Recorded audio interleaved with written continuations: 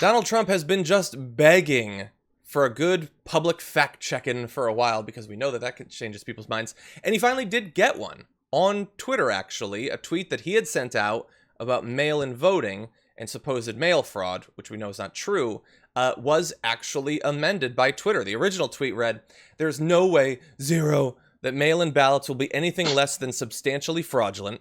Mailboxes will be robbed, ballots will be forged, and even illegally printed out and fraudulently signed. The governor of California is sending ballots to millions of people.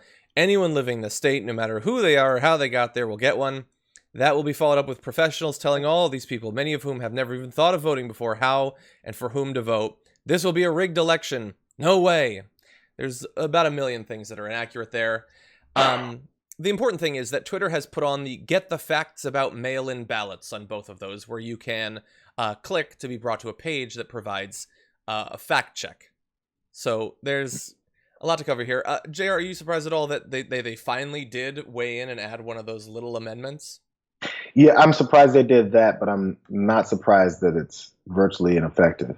Mm-hmm. So, I mean, you put a little tagline on something in blue at the bottom. I didn't even see how it looks. I'm assuming it's blue. It is. Yeah, it is. Oh, what do you know? Yeah, right there. No, I couldn't see it. It's really small. It is very small. So that's the move to looking to quell people's concerns about the way we've gone about allowing this president to be a rogue old man on Twitter that happens to have enough followers to influence their thought processes and make sure that they go his way. They need to do more. I mean, if I post if I post a Tom Petty song on the internet and just jam out to it, you know what I'm going to get? I'm going to get this thing called a copyright strike. Like, JR, your name is not Tom Petty. You're not the person who maybe owns the rights to the song if it's not Tom. Mm-hmm. And you can't do that. We're shutting this down. No questions asked. Yeah. Not my Twitter account being shut down. That comes later because that notification says if you continue this behavior, you will be suspended. That happens. It doesn't happen if you look to subvert an American election with constant lies from the position of power as the person who's looking to get reelected for the same office that you're looking to misinform people on a very broad scale. That's more of a problem than me posting Tom Petty, Last Dance with Mary Jane. Is that him? Was that him? Make sure I have that right. I think so, yeah. Right. If I say my name is Tom Petty didn't write this song, it was me. Guess what's going to happen to me? Then I can go, oh, JR, that's an interesting thesis you have there. We're going to leave that up for everyone just to see of my few thousand followers. That's it. But if you've got millions of followers and your name is Donald Trump, you can do all kinds of things to subvert an election and lie to people and tell people what's happening because they believe your insanity because they're in your cult. They need to do more. These things need to be cut into. There needs to be notification that comes with it, and not Donald Trump deleted this tweet, but this tweet was deleted due to extreme inaccuracies and blatant lies. It needs to be said.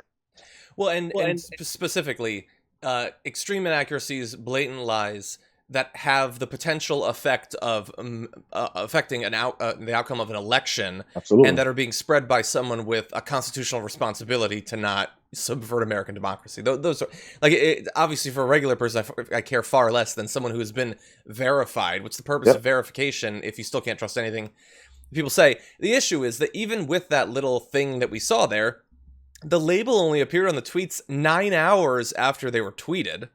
He'd already been retweeted 20,000 times.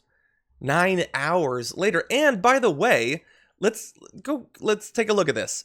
I know it's small. It says, get the facts about mail-in ballots. Okay, but it doesn't say this dude's lying. It's just like, get the facts. It could be like, hey, he raised the topic and now we're going to give you extra facts. Very few people are going to click on it in the first place. It doesn't even really imply anything strong enough, particularly with the sheer quantity of lies that are actually there. Like, the idea that people are going to be like, in the weeks leading up to an election, people are starting to send in their mail-in ballots. I should start knocking over mailboxes to then open up and white out their ballots? Who thinks that's going to happen, that the ballots will be forged? There's no evidence that that happens. Illegally printed out and fraudulently signed. I have a feeling it's a little bit more difficult than that. Just the lie there that the governor of California is sending ballots to millions of people, anyone who lives there. That's simply not true. You have to be a registered voter, which of course undocumented immigrants that he points out there are not and cannot get those. He is attempting to manipulate people into believing false things about the integrity of our elections. None of it makes any sense. It doesn't make any sense. And of course, well, except that he knows that this is going to work, because virtually every Republican in the country now agrees that mail-in voting is inherently fraudulent. Never mind the fact that Republican states use mail-in voting, and Donald Trump himself voted by mail.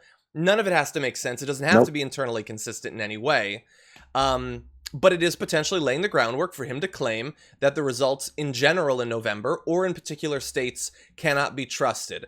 And in what could end up being a very close election, do you want the future of our democracy and the peaceful transition of power between administrations to rest on whether Donald Trump feels uncomfortable implying that a state falsified things? Do you really want that? I know we keep getting told, stop saying Donald Trump is so dangerous, he's just like everyone else. It's not what I'm seeing. It's not what millions and millions of Americans are seeing. Yeah. Bro, like, and the thing is we don't, the reason why Twitter is so popular is because people don't like reading. So this whole link saying, here, read several articles that gives you the truth about something you just read that's only 200 characters long. No, people aren't going to do that. Mm-hmm. They're absolutely not going to do that.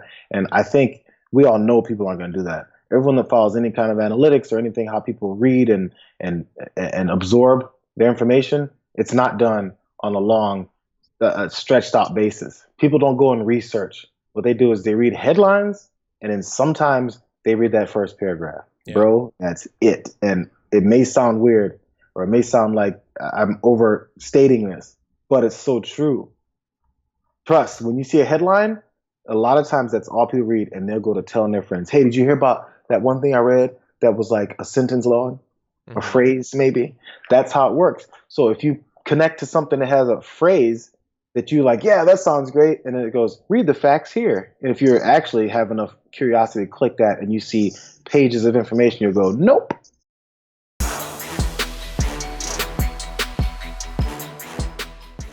Check out the Damage Report podcast each day, wherever you get your podcasts, whether Pocket Casts or Stitcher or iTunes. You can join me as I give you the news and stories you want, with a range of co-hosts and interview guests jumping in on the fun each day. Again, that's the Damage Report, wherever you get your podcasts. And if you get them at iTunes, don't forget to rate and review. Sometimes I'll read them live on the show.